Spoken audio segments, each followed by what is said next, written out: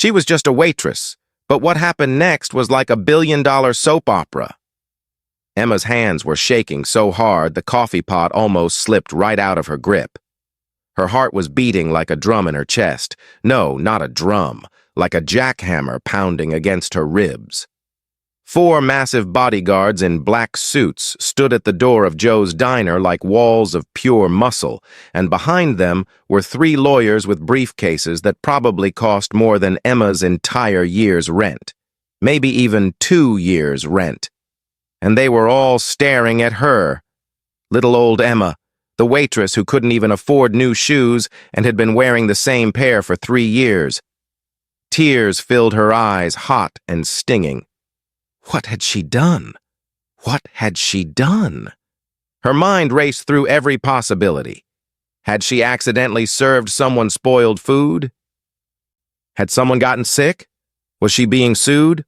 Was she going to jail? But to understand this unbelievable, absolutely insane, life-changing moment, we need to go back when Emma thought her life would never change. Back when every day felt exactly the same as the one before. Before we dive in, drop your city in the comments. We'd love to know where you're watching from. And don't forget to like and subscribe so you never miss another powerful story like this. Now, let's continue. Emma Rodriguez was 24 years old and exhausted. Not just tired, exhausted down to her bones, down to her soul. She worked 2 jobs just to survive in the city. During the day, she was a waitress at Joe's Diner on 5th Street.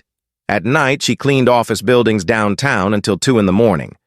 Then she'd go home to her tiny apartment, so small you could barely turn around, sleep for 4 hours, and do it all over again. Her dreams of going to college, buried under mountains of bills, her dreams of becoming a teacher, locked away in a box she didn't dare open anymore. Every penny she earned went to rent, food, and her student loan debt from the 1 semester she managed before dropping out. But Emma never complained. Not out loud, anyway. She smiled at customers even when her feet screamed in pain. She laughed at bad jokes even when she wanted to cry. Because that's what you did when you were poor in a rich city. You smiled. You survived. You kept going. It was a regular Tuesday morning at Joe's Diner. October. The air was getting colder. The city was loud and busy like always. Car horns blaring, sirens wailing, people shouting into their phones. Inside the diner, the smell of fried eggs and burnt toast filled the air, mixing with the scent of cheap coffee and maple syrup. The morning rush was just ending. Businessmen in expensive suits were paying their bills. A group of construction workers laughed loudly in the corner booth. Emma was wiping down tables, her apron covered in ketchup stains, coffee spills, and God knows what else. Her burgundy uniform, the one Joe made all the waitresses wear, was faded from too many washes. Her name tag hung crooked. Her hair was pulled back in a messy ponytail. She looked tired because she was tired. That's when she saw her for the first time. An old woman, tiny, fragile, delicate like a bird with broken wings. She looked like a strong wind could blow her away, could knock her right over. But there was something about her clothes. They were elegant, but worn. A beautiful blue coat that had clearly seen better days, better years. The fabric was quality, you could tell, but it was old and faded. A classy hat perched on her gray hair like she was from a different era, a different time. She walked slowly, carefully, with each step looking painful, using a cane that wobbled. Her face was wrinkled with age, deep lines that told stories Emma couldn't even imagine. But her eyes, oh, her eyes held 1,000 stories, 1,000 secrets, 1,000 heartbreaks. They were sad. So sad. Like all the sadness in the world had collected there. The old woman shuffled through the diner, and Emma noticed something heartbreaking. People looked at her and then looked away quickly, uncomfortable, annoyed. Like she was bothering them just by existing. One businessman actually moved his briefcase away from her as she passed, like she might steal it. A young woman with perfect makeup wrinkled her nose in disgust. Emma's heart ached. How could people be so cruel? The old woman sat down at the corner table by the window, the quietest spot in the whole diner, the one with the best light streaming through, making dust particles dance in the air. But it also had the oldest cushions, torn and patched with duct tape. It was where people sat when they didn't want to be noticed. Emma took a deep breath and walked over, smoothing down her burgundy uniform. She put on her biggest, brightest smile, the one she wore even when she was dying inside. "Good morning, ma'am. Welcome to Joe's Diner. What can I get you today?" The old woman looked up with the saddest eyes Emma had ever seen in her entire life. Eyes that had cried a million tears, eyes that had seen too much pain, eyes that were tired of the world and everything in it. Just some water, please, dear." Her voice was soft, shaky, broken. Emma's heart didn't just crack, it broke into a million pieces right there. She felt tears pricking at her own eyes but blinked them back. "Just water?" Emma asked softly, her voice full of concern she couldn't hide. The old woman nodded slowly, her hands trembling as she placed them on the worn table. I don't have much money today. I'm sorry. I just needed to sit somewhere warm for a little while." Emma looked around the diner. Her boss, Joe, a big man with a thick mustache and permanent scowl, was in the back counting supplies, probably trying to find ways to cut costs. The other waitress, Sarah, young, pretty, always looking at her phone, was busy flirting with Mike the cook, twirling her hair and giggling. Nobody was watching. Nobody cared about the old woman in the corner. Emma made a decision that would change her life forever. A decision she didn't even have to think about because it just felt right in her bones. "You know what?" Emma said, leaning in close with the brightest smile she could manage. "The chef made way too many breakfast specials this morning. Like, way too many. They're just going to waste, and Joe hates waste. Would you like some? Completely on the house? I insist." The old woman's eyes went wide, so wide they looked like they might pop right out. "Really? But I couldn't possibly—" "Please," Emma said firmly but gently, placing a warm hand on the woman's thin shoulder. "I would feel terrible throwing away perfectly good food when someone could enjoy it. Nobody should go hungry. Not on my shift. Not in my section. Not while I'm breathing."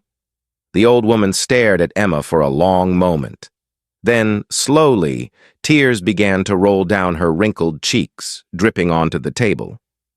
You're very kind. What's your name, dear?" "Emma," she said with a real smile this time. Not her waitress smile, her real smile. "What's yours?" "Margaret," the old woman whispered, her voice cracking with emotion. "My name is Margaret." "Well, Margaret, you just sit tight and I'll be right back with the best breakfast you've had in a long time," Emma said.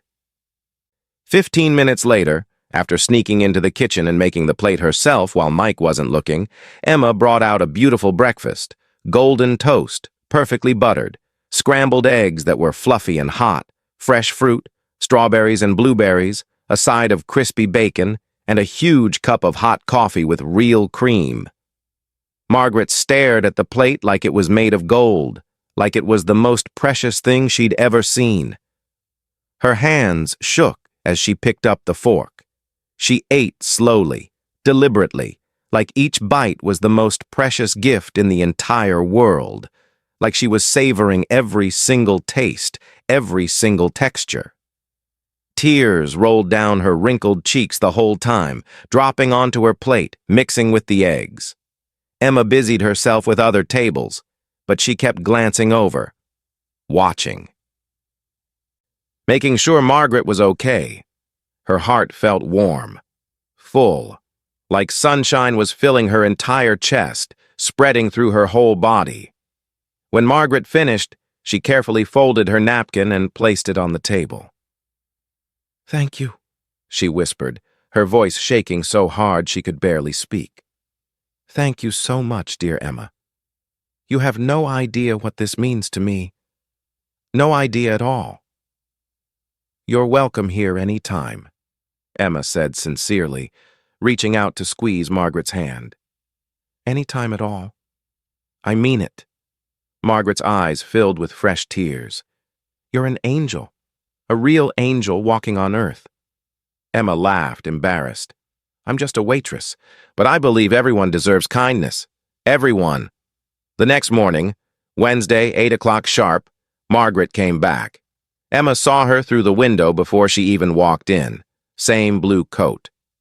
Same hat, same cane, same sad eyes, but with just a tiny, tiny spark of something that might have been hope. And Emma brought her breakfast again. This time, pancakes with syrup and butter, coffee, orange juice. She snuck it past Joe, who was too busy yelling at Mike about burning the bacon. Thursday. Margaret came back. 8 o'clock sharp. Emma brought her French toast. Friday. Margaret returned. Same time. Oatmeal with honey and cinnamon. It became their ritual. Their sacred, beautiful, unspoken ritual.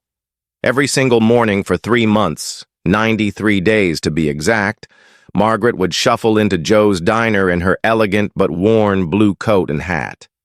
And Emma would serve her with the biggest smile, bringing whatever breakfast she could sneak from the kitchen. They talked about everything, life, dreams, regrets that weighed heavy on their hearts. Margaret told Emma about her youth, about dancing in grand ballrooms with crystal chandeliers, about traveling to Paris and Rome and Tokyo, about love she had found and lost, about children she missed with an ache that never went away, about feeling invisible in a world that used to see her.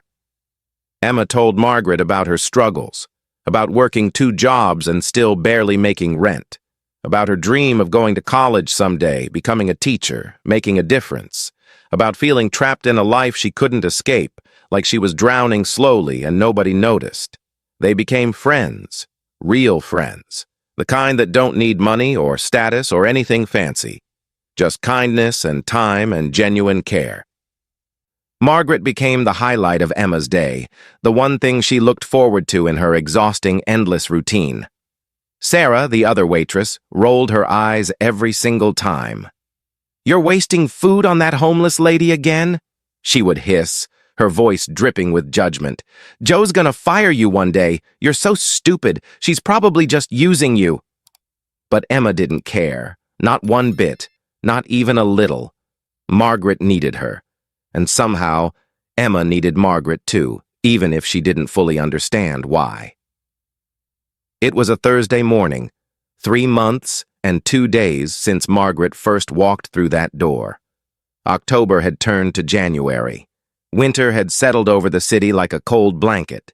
Emma was pouring coffee for the morning regulars, the construction workers, the businessmen, the tired nurses coming off night shifts. 8 o'clock came. No Margaret. Emma glanced at the door. Worry started creeping into her chest like cold fingers. 8:15. Still no Margaret. Emma's hands started shaking as she poured coffee. Where was she? 8:30. Nothing. Nobody. Emma's stomach twisted into painful knots. Something was wrong. Something was very, very wrong. Margaret had never missed a single day. Not one. Not even when it snowed so hard the city shut down and nobody could drive. Not even when Emma got the flu and Joe made her work anyway. Margaret always showed up. Always. It was their thing, their ritual, their connection.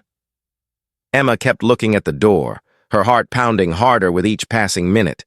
Where was she? Was she sick? Was she hurt? Had something terrible happened? Was she lying in an alley somewhere cold and alone? Emma felt panic rising in her throat like bile. At 9 o'clock, the door burst open with such force it made everyone jump. But it wasn't Margaret. It was 4 huge bodyguards. Men built like mountains, like walls, like tanks. They wore suits so black they looked like shadows come to life. Sunglasses even though they were indoors and it was winter. Earpieces with wires disappearing into their collars. The whole intimidating, terrifying package. They looked like they could crush a person with one hand. The entire diner went silent, completely, utterly silent. Forks stopped mid-air, suspended in shock. Conversations died instantly. Coffee cups froze halfway to mouths. Even Joe poked his head out from the kitchen, his face going pale white like he'd seen a ghost. Mike dropped his spatula with a loud clang. Behind the bodyguards came 3 lawyers, 2 men and 1 woman, sharp suits that screamed expensive, probably designer, probably custom-made. Expensive briefcases made of leather that cost more than Emma's car. Hair so perfect it looked painted on, like they'd stepped out of a magazine. They walked with confidence that screamed money and power and don't mess with us. And they were all looking directly at Emma. Every single one of them. Their eyes locked on her like lasers. Emma felt her legs turn to jelly. Her coffee pot nearly slipped from her trembling hands. The room started spinning. She grabbed the counter to steady herself. One of the lawyers, a tall woman with sharp glasses and sharper eyes, stepped forward. Her heels clicked on the diner floor like gunshots. "Are you Emma Rodriguez?" she asked in a voice that could cut through steel, through stone, through anything. Emma's mouth went dry. Her heart was beating so fast she thought it might explode right out of her chest. Yes?" she stammered, her voice barely above a whisper. That's me." The diner was so quiet you could hear a pin drop. You could hear people breathing. Every customer was staring. Sarah's mouth hung open so wide a fly could have flown in. Joe looked like he was about to have a heart attack. The construction workers had stopped mid-bite. "Miss Rodriguez?" the lawyer said, her face completely serious, grave even. "We need to speak with you immediately. It's about Margaret Winchester." Emma's heart stopped. Completely stopped. Her entire world froze. "Margaret?" Emma's voice was rising. Panic flooding through her entire body like ice water. "Is she okay? Did something happen to her? Please tell me she's okay. Please! Is she hurt? Is she in the hospital? Is she—" She couldn't say the word, couldn't even think it. The lawyer's face softened just a tiny, tiny bit. "Perhaps we should speak privately." "No!" Emma practically shouted, tears already forming in her eyes, already spilling over. "Tell me now, right now. Is Margaret okay? Where is she? What happened?"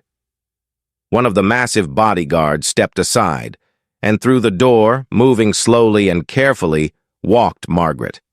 But this wasn't the Margaret Emma knew. This wasn't her Margaret.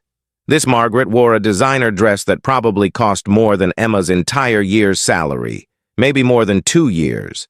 It was elegant, perfectly tailored, made of fabric that shimmered in the light. Diamond earrings sparkled on her ears like stars, like captured light. Her hair was professionally styled, soft waves instead of messy gray. A pearl necklace adorned her neck, glowing against her skin. She looked like she'd stepped out of a mansion, out of a movie about rich people, like royalty, like someone who'd never known struggle.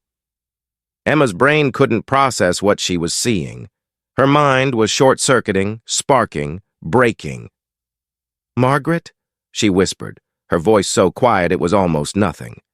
Margaret smiled, but tears were streaming down her face, tears that left tracks in her makeup. "Hello, dear Emma." I don't understand," Emma said, looking frantically between Margaret and the lawyers and the bodyguards. Her whole world was spinning, tilting, falling apart. Nothing made sense.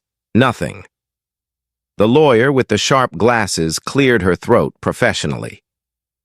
"Miss Rodriguez, allow me to introduce you to Margaret Eleanor Winchester, owner and CEO of Winchester Industries, one of the largest technology companies in the entire world. Net worth, $4.2 billion. That's billion with a B." Emma felt like she was going to faint. The room was tilting dangerously. The floor was moving beneath her feet. Nothing made sense. Her ears were ringing. But, but you... Emma looked at Margaret, feeling confused and hurt and shocked and betrayed all at once, all mixed together. You said you had no money. You wore old clothes. You let me... Why did you lie to me? Margaret stepped forward quickly, reaching for Emma's hands with desperation. Please, Emma, please let me explain. I can explain everything. The bodyguards cleared a path. The lawyers stepped back respectfully. Margaret guided Emma to sit down at their usual table by the window, the one where they'd shared so many mornings, so many conversations, so many moments. The other customers were still staring, whispering excitedly to each other, pointing. Margaret took a deep breath. Her hands were shaking, still shaking even with all her money, even with her diamonds and pearls. 3 months ago, she began, her voice trembling with raw emotion, I lost my son, my only child, my beautiful boy. He died in a car accident. A drunk driver hit him. He was only 38 years old. Emma gasped so hard it hurt. Her hand flew to her mouth. Oh my God, Margaret! I was devastated, Margaret continued, tears flowing freely now, dropping onto the table between them. Absolutely destroyed, shattered into a million pieces. I had all the money in the world, billions of dollars in the bank, but I had nobody, nobody at all. My husband died 8 years ago. Cancer. My son was all I had left. My entire world. And then he was gone. Just gone. Margaret wiped her eyes with a silk handkerchief one of the lawyers silently handed her. I fell into the darkest depression imaginable. I couldn't eat, couldn't sleep, couldn't function. I decided I had lost all hope. I had lost everything that mattered, everything that made life worth living. Emma's own tears were falling now, hot and fast. She squeezed Margaret's hands tighter, holding on like a lifeline. So I made a plan, Margaret said, her voice dropping to almost a whisper. But before I went through with it, I wanted to test something. I wanted to see how people would treat me when I had nothing, when I looked like nobody important, when I couldn't offer them money or connections or anything. Margaret looked directly into Emma's eyes. I took old clothes from my attic, things from 40 years ago that I'd kept. I dressed like someone who'd lost everything. I wanted to see the world as it really was, to see humanity without the mask of wealth. And? Emma whispered, though she already knew the answer made her heart hurt. For 2 weeks, I walked this city, Margaret said, her voice full of pain and disappointment. Cold, hungry, alone, scared. And do you know what happened? Emma shook her head, unable to speak. People looked right through me like I was invisible, like I was a ghost, Margaret said. Fresh tears spilling over. Like I was nothing, less than nothing. Store owners shooed me away from their windows. Restaurants told me to leave or they'd call the police. People stepped over me on the sidewalk like I was garbage, like I was dirt. Some laughed. Some looked disgusted. Some looked afraid of me. Margaret's hands were shaking so hard now. I was ready to give up on humanity completely, on life, on everything. I had decided that the world was cruel and cold and not worth living in. And then I saw this diner. Emma felt tears streaming down her face. And a young waitress with a tired smile and kind eyes asked me what I wanted, Margaret continued, her voice breaking into pieces. And when I said I had no money, she didn't kick me out. She didn't call me names. She didn't look disgusted or afraid. She brought me food, real food, hot food. She talked to me like I was a real person, like I mattered, like I was human. Margaret squeezed Emma's hand so tight it almost hurt. You saved my life, Emma. Do you understand? You saved my life. Every single morning for 3 months, you gave me a reason to wake up, to keep breathing, to keep going. You showed me that kindness still exists in this world, that humanity isn't completely dead. That people can still care about each other without wanting something in return. Emma couldn't speak. Her throat was too tight, clogged with emotion. Her heart was too full, overflowing. She just sat there, crying and holding Margaret's hands, not caring that the whole diner was watching. The lawyer with the sharp glasses stepped forward again, her heels clicking. "Miss Rodriguez, Mrs. Winchester has instructed us to present you with something." One of the other lawyers opened his expensive briefcase with a quiet click. Inside was a stack of important-looking papers and a check. A check with so many zeros Emma couldn't even count them at first. "Emma," Margaret said softly, her voice full of emotion and gratitude. "I'm giving you $500,000. $500,000. Emma's eyes went so wide they almost fell right out of her head. "What?" she practically screamed. The entire diner gasped, a collective intake of breath so loud it was almost funny. Sarah actually screamed, a high-pitched screech of shock. Joe grabbed the counter so hard his knuckles turned white, looking like he might pass out cold. The construction worker's jaws dropped. The businessman nearly choked on his coffee. $500,000, Margaret repeated firmly, confidently. "For your education, for your college degree, for your teaching dreams, for your future, for whatever you want to do with your life, to chase every single dream you've ever had." I can't." Emma was shaking her head so violently her whole body moved with it. "That's too much! That's insane! I can't accept that! I just gave you breakfast, that's all! Just eggs and toast, I can't—" "You gave me life," Margaret said firmly, her voice strong and sure now. She stood up, pulling Emma up with her. "You gave me hope when I had absolutely none. You treated me with dignity and respect when the entire world treated me like garbage, like nothing. That is worth more than all the money in my bank accounts. More than all my billions." Margaret held Emma's hands tight. "Please, Emma, please let me do this. Let me thank you the only way I know how, the only way that feels right." Emma looked at the check, then at Margaret, then at the lawyers and bodyguards standing like statues, then back at Margaret. Her mind was spinning, tumbling, falling, and she burst into tears, huge, ugly, beautiful, uncontrollable tears, the kind that come from your soul, from the deepest part of you. She threw her arms around Margaret and hugged her so tight, so desperately tight. "Thank you," she sobbed into Margaret's shoulder.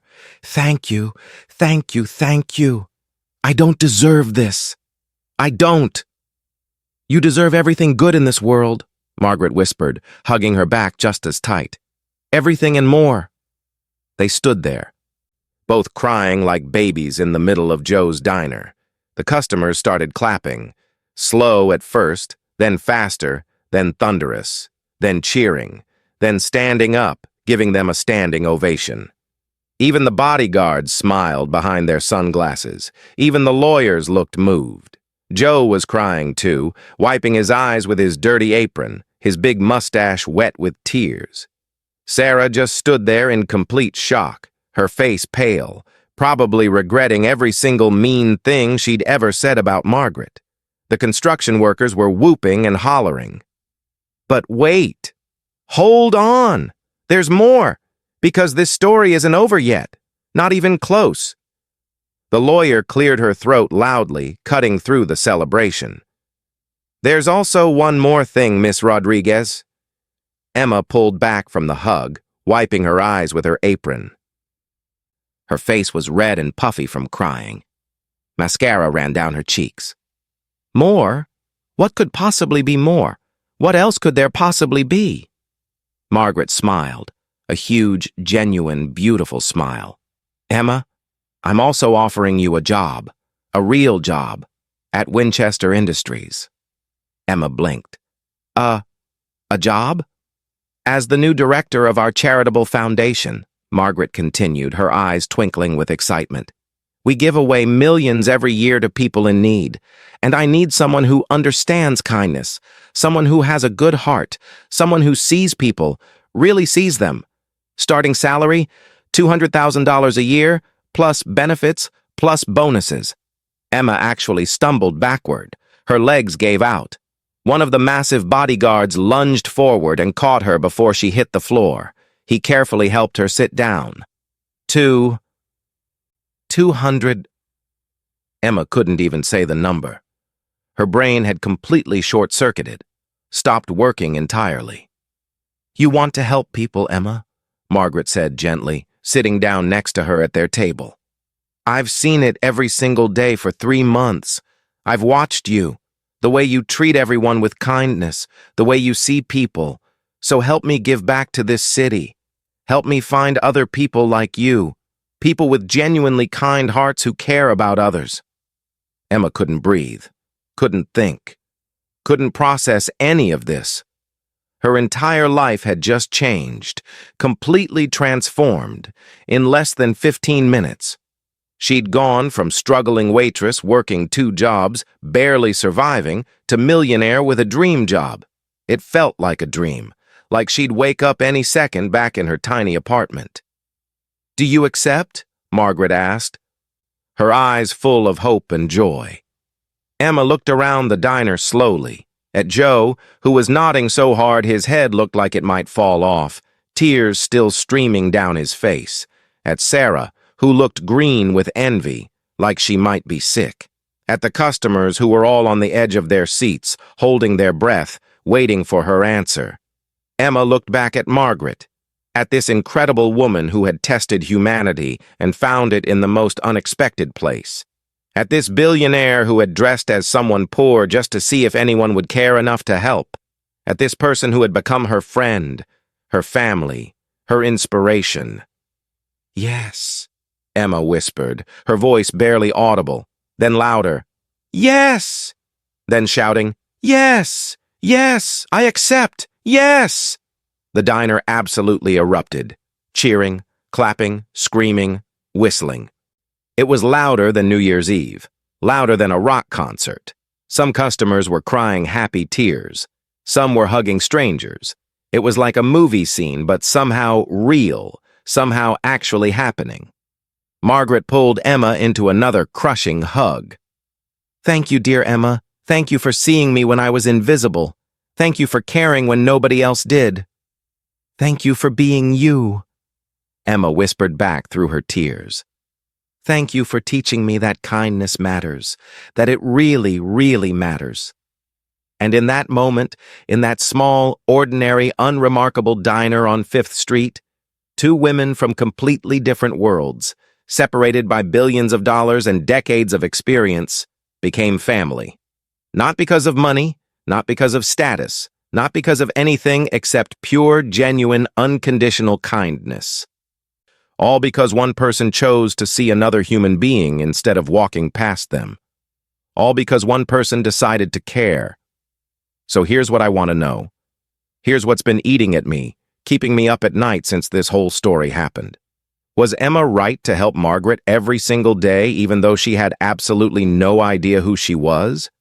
Should kindness depend on who someone is or what they can give you back, what they can do for you? Would you have done what Emma did? Would you have risked your job, spent your own money sometimes, just to feed a stranger? Because here's the truth that makes my heart ache and breaks me into pieces. Margaret met hundreds of people during those 2 weeks. Hundreds. Maybe even thousands. But only one treated her like she mattered. Only one young, tired, struggling waitress saw a hungry old woman and decided to care. Only one person looked past the old clothes and saw a human being who needed help. What does that say about us? About society? About humanity? About the world we've created? Emma didn't help Margaret because she was secretly rich. She had no idea. She helped because it was the right thing to do, because she had a good heart, because she believed everyone deserves dignity and kindness and respect, and that is what changed absolutely everything. The check, the money, the job, all of it was wonderful, life-changing, incredible. But the real gift, the real miracle, it was the friendship, the connection, The reminder that we're all human, that we all struggle, that we all need someone to see us. So tell me in the comments below, would you be an Emma or would you walk past? Be brutally honest with yourself, because the world needs more Emmas. The world is desperate, starving for more Emmas, for more people who care without expecting anything in return. And if this story touched your heart even a little bit, if it made you cry happy tears or sad tears or any tears at all, if it made you smile or think about how you treat people, then please, I'm begging you, hit that subscribe button down below for emotional stories. Because we need to keep sharing these moments, these reminders that kindness matters more than anything, that every single person you meet, every single one, is fighting a battle you know absolutely nothing about. Every homeless person sitting on the sidewalk, every old person sitting alone in a diner or restaurant, every waitress working multiple jobs to survive. Every stranger on the street looking tired and worn down. They all have stories. They all matter. They all deserve to be seen and valued and treated with dignity. So subscribe right now. Share this story with everyone you know. Post it, tag your friends, spread it everywhere. And most importantly, more important than anything, be the Emma in someone else's life. Starting today, starting right now, starting with the very next person you see. You never know when your small act of kindness might save someone who's drowning. When your smile might be the only one they see that day. When your help might be the difference between hope and despair. Because at the end of the day, we're all just humans trying to survive in this chaotic, sometimes cruel world. And sometimes, just sometimes, all it takes is one person, one moment, one small act of kindness, one decision to care, to change everything, to save a life, to restore faith in humanity. So what would you have done in Emma's place? Would you have helped Margaret day after day, knowing she couldn't pay you back? Or would you have been like the hundreds of others who walked past? Think about it. Really think about it. Comment your honest answer below. And don't forget to subscribe to Emotional Stories for more heartbreaking, inspiring, real-life tales that will restore your faith in humanity and make you believe in the power of kindness again. Hit that notification bell so you never miss another incredible story.